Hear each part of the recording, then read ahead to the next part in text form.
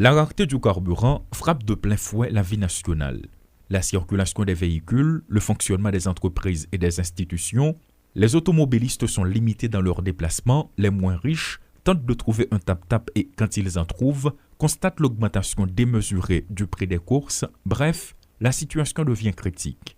Les stations-service sont devenues des abcès de turbulence.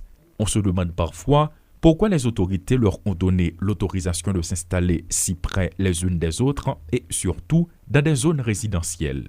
Sur la route de Kinskov, à Pellerin 2, une pompe est en construction à moins de 100 mètres d'une autre qui provoque déjà des perturbations à chaque rareté. La PNH n'y peut rien, ou du moins n'a rien tenté jusqu'ici. Les riverains ne peuvent pas se plaindre auprès des autorités car ce sont elles qui ont autorisé l'accès de fonctionnement. Ce constat est également évident dans d'autres zones comme Tabar, Delma 52 au centre-ville, entre autres. En plus des situations difficiles auxquelles le pays est confronté, l'insécurité, le coronavirus, la cherté de la vie, la dépréciation de la gourde, les menaces des groupes armés et ceux qui réduisent Martissa en désert, s'ajoute à cette liste la pénurie de ce produit transversal. Le plus choquant dans ce scénario pour certains citoyens, c'est l'absence du produit dans les pompes alors que sur les trottoirs ou à côté, il y en a à profusion. Ainsi, on peut trouver de l'essence à 400, 500, voire 600 gourdes dans le gallon. Sous couvert de l'anonymat, un chauffeur dénonce un complot entre les responsables des stations-service et ces petits commerçants qui s'enrichissent du malheur des autres. Par ailleurs, une pompe fait la distribution aujourd'hui, tandis que les autres qui se trouvent dans la même zone sont fermées. Le lendemain, une autre ouvre ses portes et la précédente reste fermée. Ce fonctionnement est intriguant et tend à encourager ceux qui y voient une forme de complot contre le consommateur.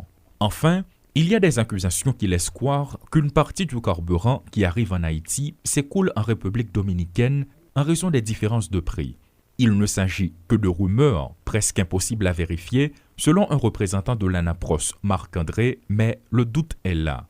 En somme, la situation prend des proportions inquiétantes et, pas plus tard que la semaine écoulée, un incendie a éclaté à Saint-Marc à cause des mauvaises conditions de vente du carburant. Malgré les annonces des autorités étatiques et celles des membres d'associations du secteur pétrolier pour tenter de calmer le jeu, rien ne sort de concret. Du côté du ministère du Commerce, silence radio depuis le départ du ministre précédent Jonas Kofi. Le tableau reste tel quel. Le BMPAD a fait état de plusieurs centaines de milliers de barils disponibles, mais jusqu'ici, les circonstances demeurent les mêmes. Entre les déclarations officielles et le constat dans les rues, il existe un gouffre. Seul fait nouveau ce lundi, dans le cadre d'une rencontre avec la presse, la porte-parole de la PNH, Marie-Michel Verrier, annonce la saisie des gallons jaunes vendus sur le bord de la route. Jusqu'à quand? Nul ne sait. Là encore, le public attend le passage de la parole aux actes.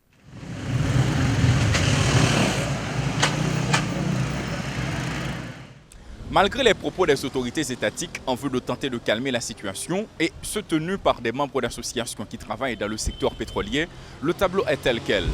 De nombreuses annonces font état de plusieurs centaines de milliers de barils qui sont disponibles, mais à bien observer, les circonstances demeurent les mêmes. Entre les dires et la réalité, le doute est permis. Paul Léel et Rudolph Pierre-Louis pour Télémétropole.